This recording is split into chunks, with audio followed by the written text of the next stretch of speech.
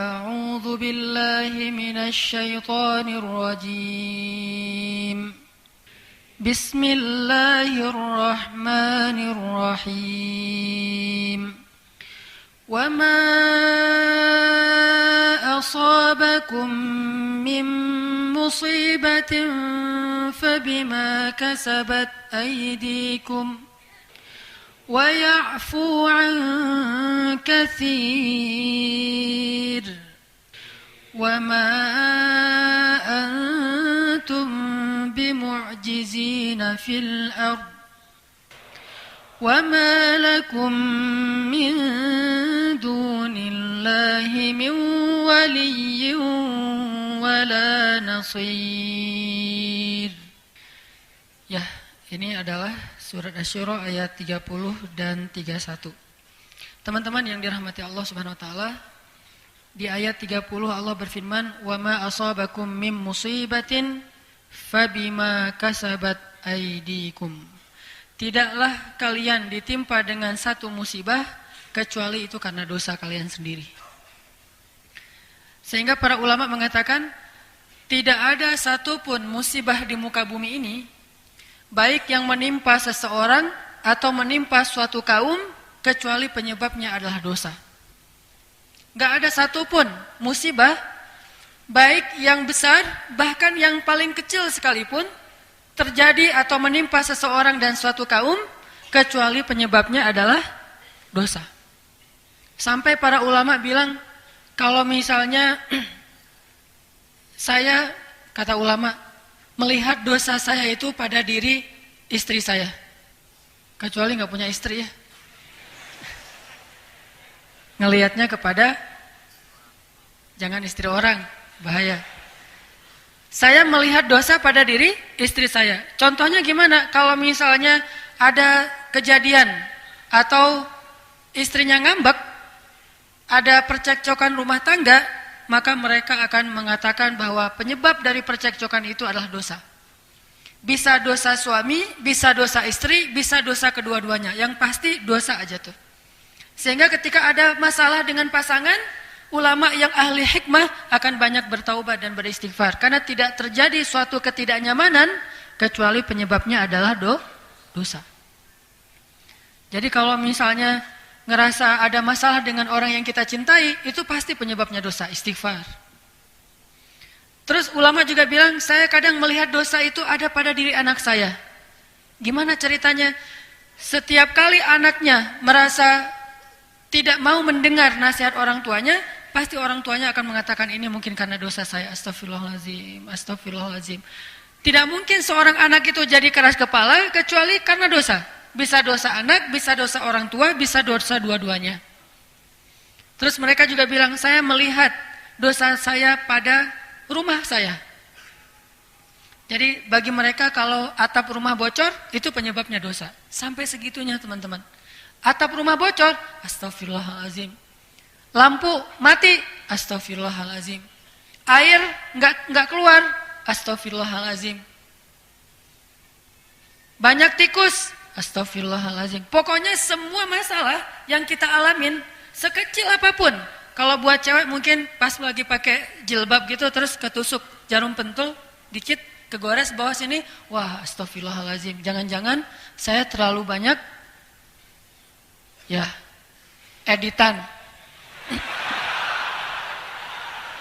Jangan-jangan saya kebanyakan editan, akhirnya Allah kasih tanda, ini tanda ngedit. Misalnya ya. Tapi kalau ngeditnya buat suami, teteh-teteh, itu hukumnya sunnah muakkadah. Sangat dianjurkan. Jadi sebelum suami pulang tuh ngedit dulu. Sensor, wah ada jerawat, pakaiin apa? Salon pas gitu. Jadi pas suami nanya, kenapa itu mah? Bekas jihad. Wih. Jihadnya adalah masak atau apalah. Kalau ngedit buat suami itu berpahala. Kadang-kadang pakai jilbab kan ya, terus kena pentul. Astagfirullahaladzim, ini ada dosa nih. Sampai jerawat, astagfirullahaladzim, ini pasti karena dosa nih. Bukan karena kangen ya, tapi karena dosa. Ada jerawat satu, dosa satu. Dan ulama juga bilang, saya melihat dosa saya itu pada hewan ternak. Jadi kalau mereka lagi meras susu hewan ternaknya, mereka akan memperhatikan kalau air susunya lebih sedikit dari yang biasanya, pasti penyebabnya karena dosa.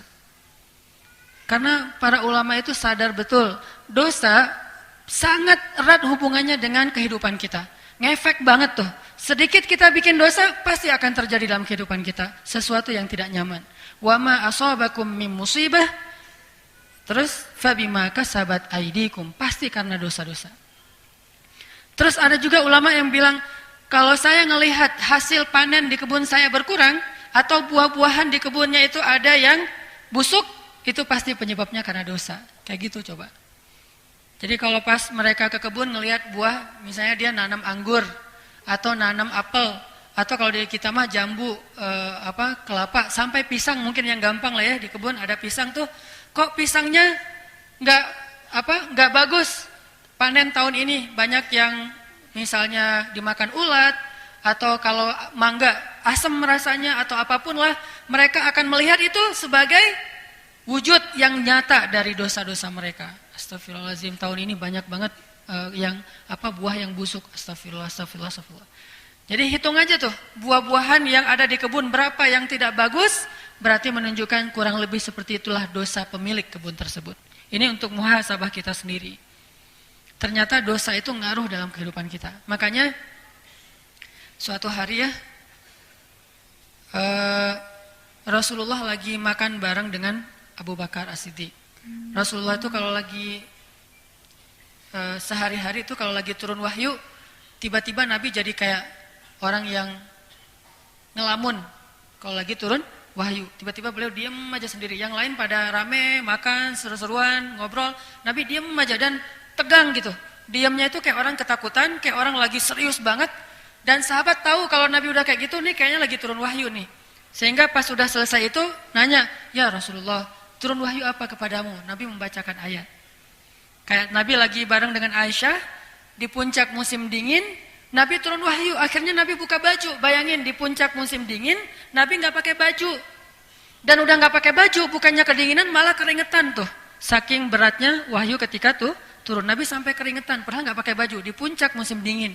Di Arab itu kalau udah puncak musim dingin bisa 6 derajat atau kurang dari itu. Dingin banget. Kemarin aja pas saya umroh bulan Januari yang udah nggak terlalu dingin itu sampai 9. Kalau di Lembang rata-rata 19, ini 9 derajat. Jadi dingin banget. Dan itu udah pakai jaket yang biasa kita pakai di Bandung nggak ngaruh, harus double atau ditambah lagi gitu, berlapis-lapis. Nabi nggak pakai baju, keringetan ketika turun wahyu. Nah, suatu hari Nabi lagi duduk makan dengan Abu Bakar. Terus tiba-tiba turun ayat, "Faman ya'mal mithqala dzarratin khairan yarah, wa man ya'mal mithqala dzarratin syarran yarah." Surat apa itu teh? Surat gempa. Zalzalah. Siapa yang berbuat kebaikan mithqala dzarrah, sekecil zarrah, dia akan melihat efek dari kebaikan itu. Dan siapa yang membuat kejahatan sekecil zarrah, dia juga bakal melihat efek dari dosa itu. Lalu setelah wahyu turun, Nabi ngebacain ayat ini kepada sahabat. Abu Bakar lagi makan tuh. Tiba-tiba Abu Bakar berhenti makan, wajahnya pucat. Terus Abu Bakar bertanya, "Ya Rasulullah, kalau kita buat dosa sekecil apapun, kita akan melihatnya langsung?" Kata Nabi, "Ya, wahai Abu Bakar. Bagaimana ngelihatnya ya Rasulullah?" Kata Rasulullah, "Setiap kali kamu mendapatkan keburukan dalam hidupmu, itu adalah wujud dari dosa-dosa. Setiap kali kita ngalamin hari yang buruk, kejadian yang buruk, musibah yang tidak baik, maka itu pasti wujud dari dosa-dosa yang kita lakukan."